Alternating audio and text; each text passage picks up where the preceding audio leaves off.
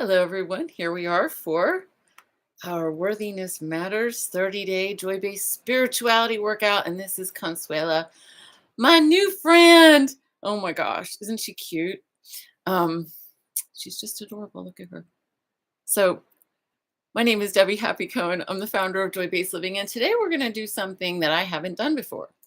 And that is, I came across one of my blog posts that is getting a bunch of hits today at the website, and I reread it, and I'm going to read it out loud to you. It's really beautiful. It has everything to do with worthiness matters, and I think you're going to enjoy listening to it. So, if you want to, if you're driving, just let yourself relax. The one thing I do ask is that you practice embodiment so that you're listening to these words not just from your head, but you're letting your heart hear them. You're letting your body hear them. And I'll remind you of the our new acronym of our Beehive, BEEE, which is belongingness through embodiment. No, belongingness through experiencing embodiment and emotional literacy. That's BEEE. So this post is called "Leap for the Light in Your Eyes: Statue of Liberty to Salto Mortale." Salto Mortale. I see light in you. As easy as it is for you to see the color of someone's eyes, that's how clearly and easily I see light in you. It offends me when people in leadership positions don't see it in the people they lead. It offends me when business people don't see it in their employees, when teachers don't see it in their students, when politicians don't see it in their citizens, when religious leaders don't see it in their congregants. It amazes me when friends don't notice the light in their friends' eyes. Many people notice another person's weight before they notice the light in their eyes, not because weight is more obvious, but because culturally we have made it more important. We imbue meaning. We decide where to shine the spotlight of what's important. This is our superpower. When we ignore the light in ourselves and each other, we dumb ourselves down. We settle for a lot less. We don't hold ourselves accountable to what really matters. And then we search outside ourselves for a fix. Insert your addiction here. And then we wonder why we're stressed and we can't solve things personally or globally. In the land of the free, we are supposed to celebrate, embrace, and honor our freedom, right? But what in heaven's name does that mean? Religious freedom is our story of origin in the United States. However, we're rapidly transforming as a culture in the USA and as a species globally. We're riding on tsunami sized waves of science and technology and evidence based research and logic. We don't need religion anymore. In quotes, need. We don't need religion anymore. As exciting as that is, yes, it is so refreshing in so many ways. What makes me sad is that way too many people have thrown the baby out with the bathwater. Many people have lost their sense of spirit, their sense of relatedness with the infinite field of possibility that exists within us and all around us. We need to wake that up, reignite it, add fuel to the divine flame that burns within. What does spirit feel like? To me, spirit feels like wonder and awe. It feels like expansion and possibility. It feels like deep faith. I can't imagine trying to step forward in any great way without it.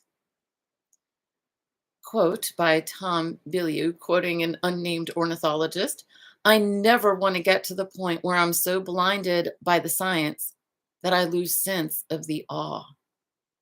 I'm going to repeat that. I never want to get to the point where I'm so blinded by the science that I lose sense of the awe. The Statue of Liberty is breaking shackles as she steps forward with her right foot. When I learned this just a few months ago, This was 2019, and on July 4th, actually. I was wowed. All this time, I thought she was just standing still. What do the shackles represent? They are shackles of oppression. But now what? Now that she's broken the shackles, what's the rest of the story? Where does she go? What is she lighting the way to? National Park Service quote: "The torch is a symbol of enlightenment. The Statue of Liberty's torch lights the way to freedom, showing us the path to liberty. Even the statue's official name represents her most important symbol: liberty enlightening the world." Enlightenment? Liberty? What does that mean for us as human beings? Free to do what? I believe we are here to imitate, express, and reflect the divine. My eye is watering. I'm not crying. I'm having a hard time reading. Okay, I'm going to say that again. I believe we are here to imitate, express, and reflect the divine. We are here to be divine. What does the divine do? The divine creates. What does creation feel like? What does creation feel like? It feels like taking leaps into new possibilities. I'm going to show you the picture that's here. Hopefully, you'll be able to see it. It's a statue of a man leaping from a building. Salto mortale is an Italian phrase I learned from Seth Godin. It means, quote, "the dangerous leap," or, quote, "the leap into the void," unquote. I love this photograph by artist Yves Klein, painstakingly photoshopped in the early 1900s. Sorry, it wasn't a statue. Focus on the Statue of Liberty and my tears. Um, I love this photograph by artist Yves Klein, painstakingly photoshopped in the early 1900s, around 100 years ago. Salto mortale is the idea that we can throw ourselves off. Sorry, my tears are cracking me up. Salto mortale is the idea that we can throw ourselves off and grow wings on the way down. It's the idea that the moment of leaping is exactly when we are most alive. Hell yes. When we are leaping, we are most alive.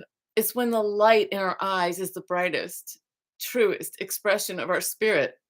Here's my charge to you: leap, and you'll flex the muscle that I call the light in your eyes. Leap, and you'll embody the ideals that the Statue of Liberty stands for. Cool factoid: the French architect who designed Lady Liberty was obsessed with the Constitution of the United States of America. Leap, and you'll attract other people who also value the aliveness of I light, EYE, light. Leap, and the people who don't value the light in your eyes will eventually leave your vicinity because it makes them uncomfortable. Leap, and you'll strengthen your faith muscles. Leap, and you'll honor your divinity as well as your humanity. Leap, and you'll inspire others who really want to leap but who've been afraid to. Leap, and you'll never regret not leaping. If you don't leap, well, let's not go there. It's just too depressing. And besides, you're here reading this post because something in you loves feeling really alive. The light in your eyes is the reason I get up in the morning. Seeing the light in someone's eyes get brighter is almost the greatest impact I can have on someone. The ripple effect they have on others is the greatest. What lights up your eyes? Much love, Debbie Happy Cohen, aka Happy D, and Reverend Sassy Shorts. P.S. Dogs are another story. The light in their eyes seems to be ever constant, but it's especially sparkly if there's bacon around. See you tomorrow.